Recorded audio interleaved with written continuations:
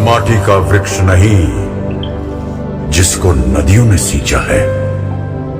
मैं उस माटी का वृक्ष नहीं जिसको नदियों ने सींचा है। बंजर माटी में पल कर मैंने मृत्यु से जीवन खींचा है। मैं पत्थर पर लिखी इबारत हूं। मैं पत्थर पर लिखी इबारत हूं। शीशे से कब तक तोड़ोगे? मिटने वाला मैं नाम नहीं। तुम मुझको कब तक रोकोगे? तुम मुझको कब तक रोकोगे?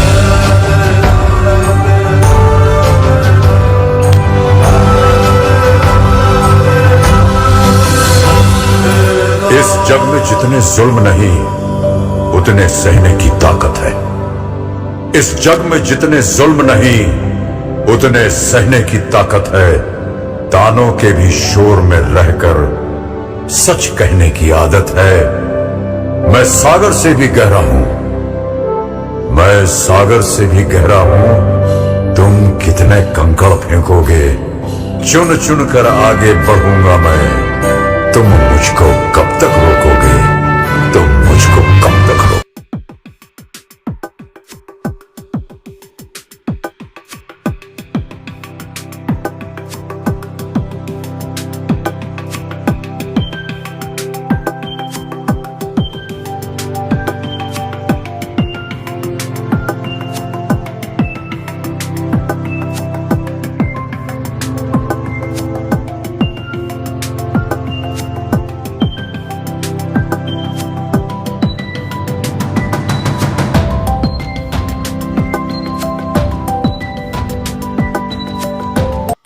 हाय फ्रेंड्स, आज इस वीडियो के माध्यम से हम जानेंगे कि एनडीए क्या है। NDA means national defence academy क्या है, कैसे वो कार्य करता है, उसके बनाने का उद्देश्य क्या था, पूरी इतिहास इस वीडियो के माध्यम से हम जानेंगे। इस वीडियो में मैं आपको एनडीए का पूरा इतिहास बताने जा रहा हूँ कि एनडीए का स्थापना क्यों किया गया, उसका उद्देश्य क्या है करने का, और कैसे हम उसमें प्रवेश ले सकते हैं अपने आप को बेहतर योद्धा बनाने के लिए। पूरी जानकारी मैं आपको इस वीडियो में देने वाला हूँ। तो अगर आप चैनल पर नए हैं तो सबसे पहले हमारे चैनल को सब्सक्राइब कर दें ताकि नई नई वीडियो आप तक पहुँचता रहे। चलिए हम आगे बढ़ते हैं वीडियो की ओर। सबसे पहले हम जानते हैं कि एनडीए क्या है, पूरी जानकारी आपको मिलेगी। सबसे पहले जानते हैं एनडीए क्या है।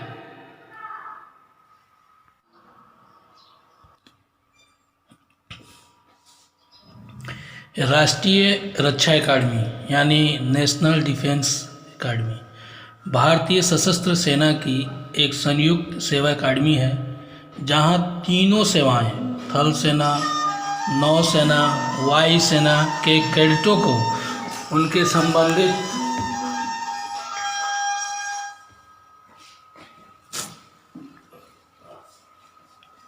सेवा अकादमी के पूर्व कमीशन प्रशिक्षण में जाने से पहले एक साथ प्रशिक्षित किया जाता है।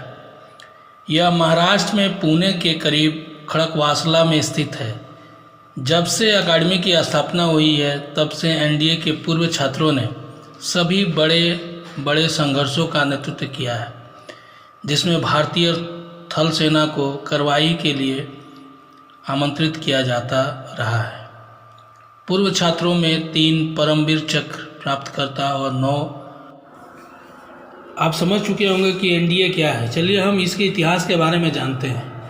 1941 में द्वितीय विश्व युद्ध के दौरान पूर्वी अफ्रीकी अभियान में सूडान की मुक्ति के लिए भारतीय सैनिकों के बलिदान द्वारा एक युद्ध स्मारक बनाने के लिए भारत के तत्कालीन गवर्नर लॉर्ड लिथगो ने सूडान सरकार से 100,000 पाउंड का उपहार प्राप्त किया। युद्ध के अंत में भारतीय थल सेना के तत्कालीन commander in chief field marshal cloud Archer lake ने युद्ध के दौरान आर्मी के अनुभवों को प्राप्त किया और दुनिया भर के विभिन्न मिलिट्री एकेडमी अध्ययन का नेतृत्व किया और दिसंबर 1946 में भारतीय सरकार को इसकी रिपोर्ट प्रस्तुत किया। समिति ने वेस्ट पॉइंट पर संयुक्त राष्ट्र मिलिट्री एकेडमी के प्रशिक्षण में मॉडलिंग के साथ संयुक्त मिलिट्री अकादमी सेवा की स्थापना की सिफारिश की। अगस्त 1947 में भारत की स्वतंत्रता के बाद की रिपोर्ट को भारत में स्टाफ कमेटी के प्रमुख द्वारा रोशनी डाली गई, जिसमें तुरंत ही सिफारिश को लागू किया गया था। समिति ने 1947 के उत्तरार्ध में अस्थायी रक्षा अकादमी आरंभ करने के लिए कार्य योजना की शुरुआत की और अकादमी को बनाने के लिए साइट की खोज शुरू की। साथ ही उन्होंने एक अंतरिम प्रशिक्षण अकादमी की स्थापना करने का निर्णय लिया, जिसे ज्वाइंट सर्विस विंग JSW के नाम से जाना गया, और 1 जनवरी 1949 को देहरादून में आर्म्स फोर्सेस अकादमी, वर्तमान में इंडियन मिलिट्री अकादमी के नाम से जाना जाता है, के रूप में शुरुआत की गई। प्रारंभ में JSW पर प्रशिक्षण के 2 वर्षों के बाद आर्मी कैडेट को AFA के मिलिट्री विंग में 2 वर्ष के लिए अतिरिक्त प्रशिक्षण के लिए भेजा गया, जबकि नौसेना और वायुसेना के कैडेट को अतिरिक्त प्रशिक्षण के लिए यूनाइटेड इंग्लैंड के डाउटमाउथ और क्रानवेल में भेजा गया। विभाजन के बाद सूडान से प्राप्त मौद्रिक उपहार में भारत का हिस्सा का शेष लगभग $30,000 शामिल करने के लिए इन निधियों का उपयोग करने का फैसला लिया गया। 6 अक्टूबर 1949 को तत्कालीन भारतीय प्रधानमंत्री जवाहरलाल नेहरू द्वारा अकादमी की नींव रखी गई।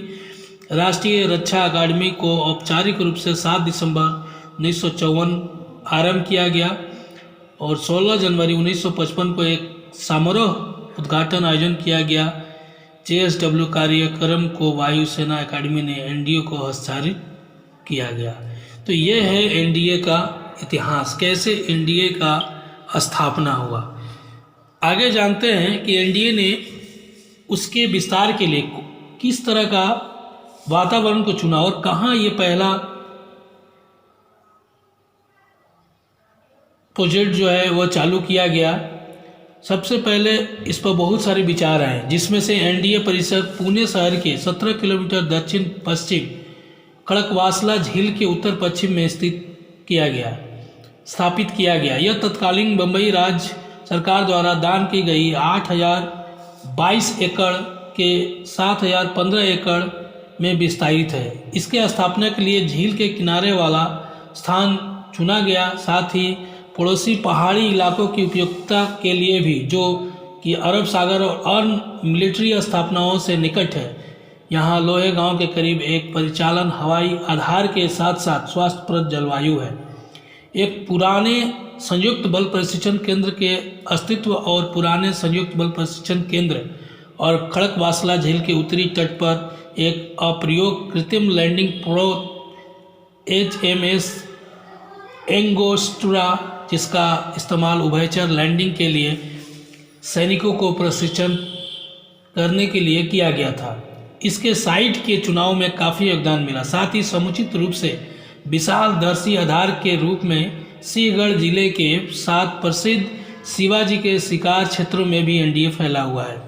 पूर्वी अफ्रीकी अभियान के दौरान सूडान थिएटर में सैनिकों के बलिदान के सम्मान में NDA के प्रशासनिक मुख्यालय का नाम सूडान ब्लॉक रखा गया था। 30 मई 1959 को तत्कालीन भारत के लिए सूडान के राजदूत रहमतुल्लाह अब्दुल्ला द्वारा इसका उद्घाटन किया गया। जोधपुर लाल बलुआ पत्थर से निर्मित इमारत एक 3 मंजिला बेसाल्ट और ग्रेनाइट संरचना है। इसकी वास्तुकला डिजाइन में एक बाहरी मेहराब, खंबे और आंगन और शीर्ष में एक गुंबद का मिश्रण है। फोयर सफ़ेद इतावली संगमरमर का फर्श है और भीतरी दीवारों पर चौखटा लगा हुआ है। फोयर की दीवारों पर NDA के उन स्नातकों की तस्वीरें बनी हुई है जिन्होंने सर्वोच्च वीरता पुरस्कार, परमवीर चक्र और अशोक चक्र मिला है। युद्ध के कई अवशेष NDA परिसर की शोभा बढ़ाते हैं, जिसमें कब्जा किए गए महान टैंक, विमान शामिल है। व्यास लाइब्रेरी में 1 लाख से भी अधिक मुद्रित संग्रह उपलब्ध है। इसके अलावा अनेकों इलेक्ट्रॉनिक संग्रह और कम से कम 10 भाषाओं में दुनिया भर के अनेक पत्रिकाओं का जर्नल उपलब्ध है। अब जानते हैं हम इसमें प्रवेश प्रक्रिया के बारे में। सबसे पहले लेकिन एक चीज़ आप समझ लें कि NDA भारत की टॉप मोस्ट सैन्य व्यवस्थाओं की एकेडमी है। यहाँ किसी का चयन होना गर्व की बात है। इसके लिए को कड़ी मेहनत, कड़ी लगन की ज़रूरत पड़ती है। तो पहले एक अपने आप को आप डेडिकेट कर लें कि मुझे इसमें प्रवेश होना है, तभी आप प्रवेश कर सकते हैं। ये बहुत ज़रूरी है इस चीज़ को समझ लेना। खुद को अगर आप मोटिवेट नहीं कर पाएँ तो शायद यहाँ प्रवेश आपका नहीं हो पाए। सेल्फ कॉन्फिडेंस होना बहुत ज़रूरी है।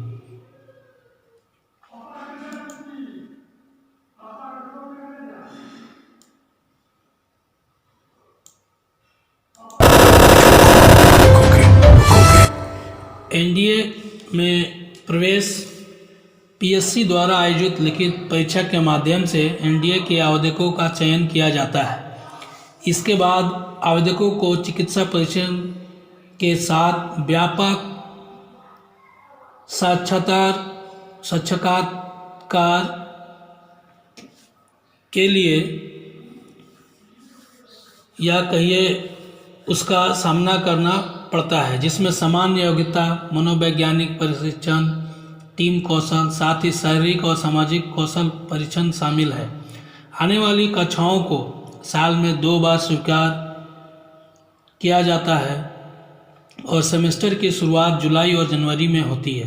प्रत्येक लिखित परीक्षा में लगभग 3 लाख आवेदक परीक्षा देते हैं। आमतौर पर इनमें से लगभग 10,000 छात्रों को इंटरव्यू के लिए आमंत्रित किया जाता है। वे आवेदक जो वायुसेना के पायलट के लिए चयनित होते हैं, उन्हें पायलट योग्यता और बैटरी टेस्ट के माध्यम से शामिल किया जाता है। प्रत्येक सेमेस्टर में लगभग 300 से 350 कैडेटों को स्वीकार किया जाता है। लगभग 40 कैडेटों को वायुसेना, 50 को नौसेना के लिए और शेष को आर्मी के लिए स्वीकार किया जाता है।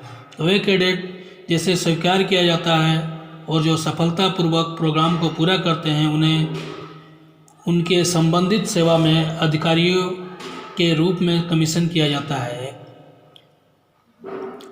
एक कैडेट प्रोग्राम के दौरान केवल किसी गंभीर अस्थायी चिकित्सीय बाधा होने की स्थिति में ही प्रोग्राम को स्वीकार करने से मना कर सकता है। वे कैडेट जिन्हें निष्कासित किया जाता है या इस्तीफा देते हैं या जो पद ग्रहण को अस्वीकार करते हैं, उन्हें डिग्री से वंचित किया जा सकता है और वे रक्षा मंत्रालय को शिक्षा और प्रशिक्षण की लागत की क्षतिपूर्ति करते हैं। 2009 में प्रति सप्ताह 7,075 भारतीय रुपये का अनुमान लगाया गया था इनका प्रशिक्षण की लागत। तो आप अनुमान कर सकते हैं कि एक कैडेट को तैयार करने में कितनी खर्च आती है, और किसी कारणवश वो अगर ज्वाइन नहीं करते हैं तो हो सकता है कि उन्हें ये रकम भारतीय सरकार को वापस करना पड़ सकता है। साथ ही हम बात करते हैं शैक्षणिक कार्यक्रम के कि आखिर वहाँ होता क्या है, क्या एजुकेशन देते वक्त क्या क्या चीज़ों का वहाँ ज्ञान प्राप्त होता है। एनडीए केवल एक पूर्वकालीन आवासीय स्नातक कार्यक्रम प्रदान करता है। कैडेट अपने 3 वर्ष के अध्ययन के बाद बैकलॉरिएट की डिग्री, मतलब बैचलर ऑफ आर्ट्स या बैचलर ऑफ साइंस प्राप्त करता है। कैडेट के पास अध्ययन की 2 धाराएं का विकल्प होता है। साइंस स्ट्रीम, जिसमें भौतिकी, रसायन विज्ञान, गणित और कंप्यूटर साइंस विषय के अध्ययन को प्रदान करता है। मानविक मतलब लिबरल क्लास स्ट्रीम इतिहास, अर्थशास्त्र, राजनीतिक विज्ञान, भूगोल और भाषा के विषयों में अध्ययन प्रदान करता है। दोनों धाराओं में अकादमिक अध्ययन पाठ्यक्रम को 3 श्रेणियों में विभाजित किया गया है। पाठ्यक्रम को अनिवार्य कोर्स में कैडेट अंग्रेजी, विदेशी भाषा अरबी, चीनी, फ्रेंच या रूसी, भौतिकी, रसायन विज्ञान, गणित, कंप्यूटर विज्ञान, इतिहास, राजनीतिक विज्ञान, अर्थशास्त्र और भूगोल का अध्ययन करते हैं। नोट करें कि सभी कैडेटों को विदेशी भाषा के अलावा इन सभी विषयों में बुनियादी कक्षाएं लेनी होती है। उसके बाद कैडेटों को अपने चुने गए विकल्पों के आधार पर उन्नत कक्षाएं लेनी होती है। फाउंडेशन कोर्स अनिवार्य है, जिनमें सैन्य अध्ययन और सामान्य अध्ययन शामिल होता है। सैन्य इतिहास, सैन्य भूगोल, हथियार प्रणाली और युद्ध सामग्री आदि जैसे विषय सेना अध्ययन में कवर किए जाते हैं। भू राजनीति, मानव अधिकार, कानूनों का सशस्त्र संघर्ष और विज्ञान पर्यावरण जैसे विषय सामान्य अध्ययन में शामिल किए जाते हैं। वैकल्पिक कोर्स कैडेट द्वारा चुने गए विशेष सेवा पर आधारित होते हैं। कैडेट अपने शुरुआती 4 सेमेस्टर में अनिवार्य कोर्स और फाउंडेशन कोर्स करते हैं। 5वें और 6ठे सेमेस्टर के दौरान वे वैकल्पिक कोर्स का अध्ययन करते हैं। वैकल्पिक पाठ्यक्रम के अनुसार उन्हें अन्य सेवा एकेडमी में स्थानांतरित किया जाता है या किया जा सकता है। और सबसे महत्वपूर्ण कि आप उसके लिए एलिजिबल हैं कि नहीं, एनडीए के लिए एलिजिबल है कि नहीं। आप जब भी फॉर्म भरते हैं तो सबसे पहले इसको आप समझ लें कि आप एलिजिबल हैं कि नहीं। अगर आप एलिजिबल नहीं हैं तो आपका फॉर्म भरना बेकार हो जाता है। इसे विशेष रूप से अच्छा से ध्यान से समझिएगा, स्किप नहीं कीजिएगा वीडियो को। एनडीए के आवेदन भरने से पहले छात्र अपना पात्रता मापदंड नीचे दिए गए सेक्शन में चेक कर ले। 1. राष्ट्रीयता, छात्र भारत का नागरिक या भूटान, नेपाल, तिब्बत का शरणार्थी होना चाहिए। इसके अलावा तिब्बती शरणार्थी जो 1 जनवरी 1962 से पहले भारत में अस्थायी रूप से बसने के इरादे से आया हो वो भी आवेदन के लिए योग्य है। भारतीय मूल का व्यक्ति जो भारत के अस्थायी रूप से बसने के इरादे के साथ श्रीलंका, बर्मा, पाकिस्तान और केनिया के पूर्वी और अफ्रीकी देशों तंजानिया, संयुक्त राष्ट्र गणराज्य, युगांडा, जाम्बिया, जायरा, मालावी और इथोपिया या वियतनाम चले गए वे भी आवेदन के लिए योग्य है। विदेशी नागरिक, गोरखाओं को छोड़कर विदेशी नागरिकों को भारत सरकार द्वारा जारी पात्रता प्रमाण पत्र का उत्पादन करना होगा। वैवाहिक स्थिति, केवल अविवाहित पुरुष इस परीक्षा के लिए आवेदन कर सकते हैं। एनडीए 1 के लिए आयु सीमा, जो छात्र 2002 के बाद और 1 जुलाई 2005 से पहला पैदा हुए हैं वे एनडीए 1 के लिए आवेदन कर सकते हैं। ये 2021 के अनुसार मैं बता रहा हूँ आपको। एनडीए 2 के लिए जिनका जन्म जनवरी 2003 के बाद और 1 जनवरी 2006 से पहले हुआ वे एनडीए 2 के लिए आवेदन कर सकते हैं। शैक्षणिक योग्यता, राष्ट्रीय रक्षा अकादमी के सेना विंग के लिए जो छात्र 12वीं कक्षा उत्तीर्ण कर चुके हैं या अभी 12वीं कक्षा में हैं वे आवेदन पत्र भर सकते हैं। वायुसेना और नौसेना के लिए न्यूनतम शैक्षिक योग्यता 12वीं जो कि भौतिक विज्ञान, रासायनिक विज्ञान और गणित विज्ञान अनिवार्य के साथ उत्तीर्ण होना चाहिए। शारीरिक स्टैंडर्ड, छात्र का शारीरिक और मानसिक रूप से फिट होना राष्ट्रीय रक्षा अकादमी अथवा तथा नौसेना अकादमी में दाखिल के लिए उम्मीदवारों को चाहिए, वह फिजिकली फिट होने चाहिए। प्रशिक्षण में क्या क्या दिया जाता है यहाँ, सभी कैडेट को सफलतापूर्वक इस कार्यक्रम को पूरा करते हैं उन्हें सशस्त्र बल के अधिकारियों के रूप में कमीशन किया जाता है। इसलिए सैन्य नेतृत्व और प्रशिक्षण पाठ्यक्रम का एक अनिवार्य हिस्सा है। अकादमी के अलावा कैडेटों के लिए संपूर्ण 6 सेमेस्टर के दौरान कठोर शारीरिक प्रशिक्षण अनिवार्य है। लघु शस्त्र प्रशिक्षण की आवश्यकता होती है। इसके अलावा कैडेटों को बाहरी गतिविधियों के विकल्पों का भी चुनाव करना होता है, जिसमें पैराग्लाइडिंग, नौकायान, जल यात्रा, तलवारबाजी, घुड़सवारी, मार्शल आर्ट, शूटिंग, स्कीपिंग, आकाश ड्राइविंग, रॉक क्लाइंबिंग आदि शामिल है। ये उनका प्रशिक्षण का मुख्य केंद्र होते हैं जिसमें वो प्रशिक्षण लेते हैं।